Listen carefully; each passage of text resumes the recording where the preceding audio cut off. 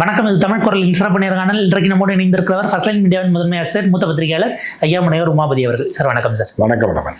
உங்களில் யார் அடுத்த தனிக்கட்சி தலைவர் அப்படின்னு எதுவும் காம்படிஷன் நடக்க போதான்னு தெரியல. 26 நோக்கி ஒரு பக்கம் அன்புமணி தொடங்குவாருங்கிறாங்க, இன்னொரு பக்கம் ஓபிஎஸ் அதுக்கான வேலைகளை தொடங்கியிருக்காரு அப்படிங்கிறாங்க. குறிப்பாக நேற்று ஓபிஎஸ் பேட்டி கொடுத்திருக்காரு. செப்டம்பர் 4ஆம் தேதி மதுரையில் மாபெரும் எழுச்சி மாநாடு, அதற்கு பிறகு பல முக்கிய முடிவுகளை அறிவிப்பேன் அப்படின்னு சொல்லியிருக்கிறாரு. யாரை நம்பி அவர் தர்ம யுத்தத்தை தொடங்கினாரு, இன்னைக்கு இந்த நிலைமைக்கு வந்துட்டாரு. எப்படி பாக்குறீங்க சார் புது கட்சி? இல்லை, அவரும் குஜராத்தில் வீடு பார்த்து, அகமதாபாத்தில் அப்பார்ட்மெண்ட்ஸில் வாடகைக்கு வீடு பிடிச்சி சமையல்காரம்மாலாம் போட்டு அங்கேயே உட்காந்துருந்தார். ஜி காப்பாற்றுவார். அவர் ஒரே ஒரு அவரோட கோரிக்கை அமித்ஷாஜிட்ட தான், ஜி நீங்கள் எங்கே போனாலும் என்னை கூப்பிட்டு போயிருங்க, அவ்வளோதான். நீங்கள் ஆட்சியில் இருந்தாலும் நான் இருக்கேன் கூட. இல்லை வெளிநாட்டுக்கு ஏதாவது உங்களை வேலையை இதை விட்டு தூக்கிட்டாங்க, வெளிநாட்டு சே தப்பி போயிட்டீங்கன்னா என் பையனும் நானும் அங்கே வந்துடுறோம், பணம் இருக்குன்னு முன்னாடியே கொடுத்து வச்சிட்டாங்க, வீடும் பார்த்து வச்சுட்டு ஃபாலோ பண்ணிட்டு இருந்தார். அதிமுக மட்டும் எனக்கு வாங்கி கொடுங்க அப்படின்னு கேட்டார். நீங்கள் ஆசைப்படுறது பஞ்சு மிட்டாயாக இருந்தால் நான் வாங்கி தந்துடுவேன், பலூனாக இருந்தாலும் வாங்கி தருவேன். ஆனால் அந்த எடப்பாடி இது மாதிரி ஸ்ட்ராங்காக பிடிச்சி கையெழுத்து வாங்கி ஆணித்தரமாக உட்காந்துட்டாப்புல, அதனால் கொஞ்சம் வெயிட் பண்ணுங்கள் அப்படின்னு வெயிட் பண்ணி இலவு காத்த கிளி ஆகிட்டார். எம்பி எலெக்ஷன் வரைக்கும் வெயிட் பண்ணார். கடைசியில் அவர்கள் என்ன பண்ணிட்டாங்க, நீங்கள் தனியாக ஒரு சின்னத்தில் இல்லைங்க, நாங்கள் சப்போர்ட் பண்ணுறோம். ஏன்னா ஆமாம், என்னமோ இவங்களுக்கு ஏதோ 1 லட்சம் தொகுதிக்கு 1 லட்சம் ஓட்டு இருக்க மாதிரி அவர் சப்போர்ட் பண்ணுறாங்க. அவர் ஜாதி ஜாஸ்தியாக இருக்க ஆட்கிட்ட போய் மண்டையை கிளவி நின்னார். ஏதோ ஒரு 50,000 ஓட்டு ஏதோ வாங்கினார். இல்லை 3 லட்சம் வரைக்கும் போச்சு. 3 லட்சம் ஓட்டு வாங்கியிருக்காருன்னு வச்சுங்க. ஸோ என்னென்னா இது ஒரு ஓட்டில் தோத்தாலும் தோக்குறது 3 லட்சம் வாங்கினாலும் சரி. இப்போ எம்எல்ஏ எலெக்ஷன் எம்எல்ஏ அவர் எல்லா தொகுதியிலையும் அவர் ஆட்களை போட்டிருந்தாலும் அவ்வளோ வந்திருக்காது. அந்த ஒரு தொகுதி அவங்க ஜாதிக்காரர்கள் இருக்காங்கன்னு சொல்லி அங்கே சில எல்லாம் இவரெல்லாம் வேலை பார்த்தாரு. அவருக்கு முக்கியமான ஆட்கள்லாம் போய் வேலை பார்த்தாங்க. தமிழ் குருவிலாம் ஏதோ பண்ணாரு மாதிரி. தமிழ் குறியா வேற யாரோ ஒரு முக்கிய பொறுப்பில் இருக்கக்கூடிய எல்லாம் போய் வேலை பார்த்தாங்க. இந்த இவர் ஜாதியை பற்றி பேட்டிலாம் கொடுப்பாரு. இந்த தொகுதியில் முத்தரையர்வுல இருக்காங்க, வன்னியர்வுல இருக்காங்க, இந்த சமூகம் இருக்கு, செட்டியார்கள் 1.7% இருக்காங்கன்னு ஒருத்தர் இருப்பாரு. அவரும் ஒரு அமௌண்ட் ஆட்டையை போட்டு அங்கே போய் அவருக்கு பிரச்சனை ஏதோ பண்ணார். எல்லாம் ஸ்ட்ராட்டஜி போய் எல்லாம் இறங்கி ஏதோ ஒரு ஓட்டை வாங்கினார் பலாப்பழ சின்னத்தில். அந்த ஊரில் பலாப்பழமே கிடையாது. ராமநாதபுரத்துக்காரங்களுக்கு பலாப்பழம் இல்லை, வேற இப்போ இதுக்கு அவங்க பச்சை தண்ணியே கிடைக்காது. பலாப்பழத்தை காமிச்சு ஓட்டை வாங்கிட்டு இப்போ அந்த ஆசையில் என்ன பண்ணுறாருன்னா, பிஜேபிக்காரங்க அமித்ஷா கடைசி வரைக்கும் சொல்கிறாரு, அதிமுகவை பிடுங்க முடியாது போல், கெட்டியாக நம்ம பிடுங்க வரோன்னு தெரிஞ்சு கெட்டியாக பிடிச்சிக்கிட்டாப்புல, நம்ம ஒன்றும் பண்ண முடியல இந்த எலெக்ஷன்லையுமா அப்படின்னு. இந்த எலெக்ஷன்னா வேற ஒரு கட்சியை ஆரம்பித்து வாங்க உங்களுக்கு ஒரு சின்ன வாங்கி தரேன், நம்மளோட கூட்டணிக்கு வந்துருங்க. அதே அதிமுக கூட்டணியிலே நம்ம நிற்போம். அதிமுகவை பிடுங்க முடியல. புரியுதா? ஒருத்தன் ஒரு அண்டா நிறையா பிரியாணி வச்சிருக்கான், கேட்டால் தரமாட்டான். நீ ஏன் வீட்டுக்கு வா, எனக்கு ரம்ஜானுக்கு கொடுத்து விடுவான் அவன், அதுலேருந்து எடுத்து நீ சாப்பிட்டுக்க, எப்படியா இருந்தாலும் அதே பிரியாணி தானே அப்படின்ற கதையில் என்ன சொல்லியிருக்காங்கன்னா, நீ கட்சியை ஆரம்பிச்சிட்டேன்ட்ட வாங்க, நான் பிஜேபியில் இவரை மிரட்டி இபிஎஸ்ஸை மிரட்டி சீட்டு வாங்கி தரேன், பிஜேபி கூட்டணியில் தேசிய ஜனநாயக கூட்டணின்ற பேரில் நீங்கள் தினகரன்லாம் இப்படி பின்னாடி வெளியாக வந்திருக்கேன், நான் உங்களுக்கு மீதி பிரியாணியை உங்களுக்கு கொஞ்சம் இலையில வச்சு தரேன், நக்கிட்டு போங்கன்ற மாதிரி பிஜேபிக்காரன் சொல்லியிருக்கான். அதனால தான் இப்போ மாநாடு போடுறாரு. அவங்க தான் ஃபண்டிங் பண்ணுறாங்க. இவர்கிட்ட கொஞ்சம் காசு இருக்குது, கொஞ்சம் வசூல் பண்ணி மதுரையில் தான் இழிச்சவாயம் இருக்கான்னு நினச்சி மாநாடு போடுறாரு. இங்கே போட்டாருன்னா அந்த ஸ்ட்ரென்த்தை காமிச்சு சீட்டு கேட்பார். அப்போ அந்த ஸ்ட்ரென்த்தை காமிக்கும் போது என்னென்னா, அதை வச்சு இபிஎஸ்ஸை மிரட்டி கூட சீட்டு வாங்கி உங்களுக்கு பிரித்து தருவாங்க பிஜேபி. அதில் அவர் ஜெயிச்சு இந்த நாட்டுக்கு சேவை செஞ்சு இந்த தேசத்தை வளர்த்து இந்த தமிழக மக்களை காத்து இதெல்லாம் பண்ண போகிறாரு. இவருக்கு வாங்க ஓட்டு போடுங்கப்பான்னு சொல்லி போட போகிறேன். என்னப்பா அங்கே அவர் கூட இன்னும் 2 எம்எல்ஏக்கள் இருக்கிறாங்க. அவர் பண்ருட்டி ராமச்சந்திரன் தான் அரசியல் ஆலோசகராக இருக்காப்புல. அது ஏன் சார் மதுரைக்கே போகிறாங்க? எடப்பாடி அங்கே தான் போட்டார், இவங்க போட்டார், இல்லை விஜய் ஒரு ரோட் ஷோ போனார். இல்லை அது என்னன்னா, பழைய நிறையா பேர் இருந்தாங்க மதுரையில். ஆனால் இப்போ இல்லை. 80கள் 70கள் 80களில் இருந்தாங்க. இப்போ கொங்கு மண்டலம் தான் ஹாட்டு. வான்கோழி வளர்க்குறவன்லேருந்து ஈமு கோழி வளர்க்குறவன்லேருந்து இது இப்போ என்ன சவுக்கு தோப்பு போட்டு ஏமாத்துறவன்லேருந்து அதே மாதிரி புதிய கட்சியாக எம்எல்எம் எல்லாத்துக்கும் இப்போ ஹார்ட் கொங்கு பெல்ட் தான். ஆனால் அவங்க ஆட்கள் அங்கே கம்மியாக இருக்காங்கல்ல, அவங்க சமூகங்கிறது கொங்கு மண்டலத்தில் இல்லைன்றதுனால சமூகம் பார்த்தா ஏமாறுவாங்க அவங்க. நம்ம கவுண்டரு நம்மள இன்னொரு கவுண்டர் தான் ஏமாற்றணும், தெருவுக்கு வரணும், நம்ம பிள்ளைய ஒரு கவுண்டருக்கு கொடுத்து அவன் தான் கொல்லணும் குடும்பப்படுத்தி, இப்படின்ற மாதிரி மைண்ட் செட் உள்ளவங்க நிறையா பேர் இருக்காங்க. வேற பிற ஜாதிக்காரன் வந்து பிற இனத்துக்காரன் நம்மளை குடும்பப்படுத்தக்கூடாது. நம்ம சொந்தக்காரன் நம்ம ஜாதிக்காரனுக்கே ஒரு வால்வோ காரை வாங்கி கொடுத்து டவுரியும் கொடுத்து அவனே நம்ம மகளை கொண்டு நம்மளே அவன் மேலே கேஸை போட்டு அவனே அழித்து நம்ம குடும்பத்தை அழிக்கணுன்றது தான் அவங்களோட பலரும். எல்லாரையும் சொல்ல முடியாது, பலரும் அங்கே இருக்கிறதுனால அவர்கள் வந்து வேறு சமூகத்தில் இருக்கவனை குடும்பப்படுத்த விட மாட்டாங்க. அதனால் ஓபிஎஸ் அங்கே போக முடியாது.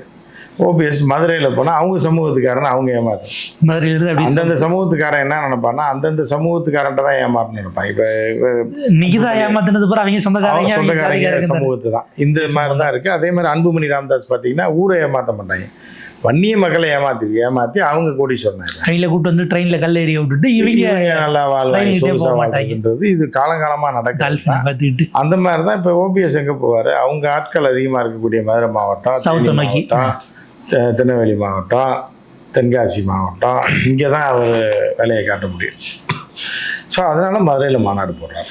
இல்லை இப்போ அவர் குறிப்பிடுறாரு செப்டம்பர் மாநாட்டில் எதிர்கால திட்டங்கள் குறித்து அறிவிப்போம். என்டிஏ கூட்டணியில் இவருக்கே எதிர்காலம் இல்லையே, இவர் எங்கே போய் தமிழக மக்களோட எதிர்காலத்தை தீர்மானிக்க போகிறாரு ஓபிஎஸ்? அவருக்கே எதிர்காலம் இல்லையே. இல்லை அவர் இப்போ யாரை சொல்லி போய் சமாதியில் உட்கார்ந்தாரோ அவங்கெல்லாம் கம்ப்ளீட்டாக கை விட்டுட்டாங்களா? ஆடிட்டர்லேருந்து அத்தனை பேரும் இல்லை ஆடிட்டர் கைவிட்டாருன்னு. இப்போ ஆடிட்டர் வந்து அந்த காலத்தில் யூஸ்லெஸ் ஆளை வச்சு நம்ம என்ன பண்ண முடியும்? அதிகாரத்தில் இருக்கும்போது ஆடிட்டர் ஆண்மை இல்லைன்னாரு. இப்போ அது சொல்கிறது கூட அவருக்கு இவர் யூஸ்லெஸ் ஃபெலோவர்கிட்ட என்னத்தை சொல்லின்ற மாதிரி ஆயிடுச்சு. புரட்சி தலைவர் கைவிட்டாங்க. அடிக்கடி பொய் சொல்லிட்டு என் சமாதிக்கு வந்தீங்கன்னா குடும்ப குலநாசம் ஆயிரும், நான் சாபம் விட்டுருவேன் அப்படின்னு சொல்லி கனவுல வந்து சொல்லியிருப்பாரு. அதுலேருந்து அந்த பக்கமே போகிறதில்ல. அம்மா கனவுல வந்திருக்கு, என்னையா நான் இருக்கும்போது தவழ்ந்து வருவேன், போவேன், குனிஞ்சு நிற்பேன், நான் செத்ததுக்கப்புறம் பொய்யா சொல்லிட்டேன் சமாதிக்கா வர, நீ குடும்பத்தை குலநாசம் பண்ணிடுவேன்னு சொல்லி தான் மகன் தோத்துட்டாப்புல. இல்லை மகன் அரசியல் வாழ்க்கை முடிஞ்சு போச்சு, காசு மாட்டிக்கிச்சிங்கும் போது இப்போ அம்மாவுடைய ஆவி ஏதோ நம்மளை பண்ணுது. இன்னும் இப்போ சமாதிக்க போகிறது இல்லையா? சமாதிக்கு போனால் ரிவர்ஸ் ஆகுது. ஒரு பக்கம் பில்டப் பீலா விட்டு லைவ் பண்ணுறான், அது பண்ணுறான்றது வேற ஒரு விஷயம்னா கூட, இன்னொரு பக்கம் அந்த ஆவி வந்து நாசப்படுத்திடுவனைய நீ ஏமாத்தாத, அதெல்லாம் வேற ஆள்கிட்ட வச்சுக்கன்னு சொல்லி தான் பையனோட எதிர்கால நாசம். பணம் பிடிபட்டுருச்சு ஏர்போர்ட்டில், இவரோட அரசியல் வாழ்க்கை நாசம். அகமதாபாத்தில் பார்த்த வீட்டுக்கு வாடகை வெட்டியாக போய்கிட்டு இருக்கு. இப்படி இவரோட அரசியல் வாழ்க்கையை சூனியமானதுனால இப்போ அம்மாவை நோக்கி போகிறதில்ல. இப்போ எடப்பாடியும் பத்திரகாளி கோயிலிருந்து வனபத்திரகாளிகிட்ட இருந்து ஆரம்பிச்சாரு தவிர இங்கே வரலங்கிறதும். இங்கே வரமாட்டார். ஏன்னா இங்கே அடிக்கிற அடியில் அங்கே கேட்கும் சவுண்டுன்ற மாதிரி அவங்க விட மாட்டாங்க. அவங்க கோயிலேருந்து ஆரம்பிக்கணும்னு சொல்லிட்டாங்க. கோயிலேருந்து ஆரம்பிக்கணும், அப்போ தான் வந்து கரெக்டாக வரும். நீ வந்து இந்த சுடுகாடு இடுகாடுக்கெல்லாம் போனேன்னா எங்கள் கட்சி கூட்டணிக்கு ஆகாது. சில பேர் சொல்லுவாங்க, இல்லை சாவு வீட்டுக்கு வந்திருக்கியா, குளிச்சுட்டு தான் வீட்டுக்கு வரணும், இல்லைனா 3ஆம் நாள் காரியம் முடிஞ்சால் நீ அந்த வீட்டை விட்டே வரணும்னு வாங்கி. ஸோ அந்த மாதிரி கணக்கில் அவங்க சொல்லி கூப்பிட்டு போயிட்டாங்க. வனபத்திரகாளியமாக பார்த்துருக்கோம். இவ்வளோ நாளுக்காக உனக்கு கண்ணுக்கு தெரியல, இப்போ பதவி போயிடுச்சு, அதிகாரம் போயிடுச்சு, ஜெயிலுக்கு போகணுன்னு பயம் வந்தோடனே என்னைக்கு தெரியா வர, நீ போன அவனைய பார்த்துக்கிறேன்னு சொல்லி கூட்டத்தை பூரா கட் பண்ணி விட்டுருச்சு. இப்போ மதுரையில் நடக்கிற கூட்டத்துக்கு சசிகலா டிடிவிலாம் நான் கூப்பிடுவேன், கட்டாயம் அவங்கள கூப்பிட்டு தான் நடத்துவேன்னு அவர் குறிப்பிடுறாரு. அப்போ அப்படி பார்த்தா அங்கே அதிமுகவில் இருக்க மதுரை முகம் ஒரு ஆர்பி உதயகுமார், செல்லூர் ராஜுக்கோ அது பெரிய டஃப்பாக மாறாதா? டிடிவி டஃப்பாலாம் மாறாது. ஏதாவது இப்போ நீங்கள் வந்து எந்த பொதுக்கூட்டம் போனாலும் ஒரு குரூப் இருக்காங்க, ஒரு 10,000 15,000 பேர் 20,000 பேர் வந்துடுவான் காசு கொடுத்தா.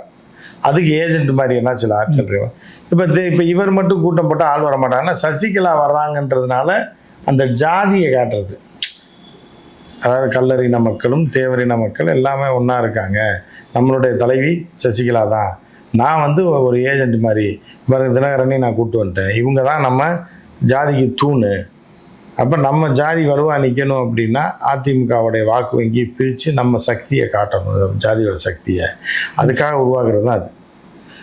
ஆனால் பிஜேபிக்காரர் என்ன நினைக்கிறான்னா, இவங்க போடுற ஜாதி சண்டையில் கவுண்டர் ஓட்டு இந்த ஓட்டு பிரிஞ்சிடக்கூடாதுன்ட்டு இருக்காங்க. இவங்க 2 பேரையும் நம்ம கையில் வச்சுக்கணும்.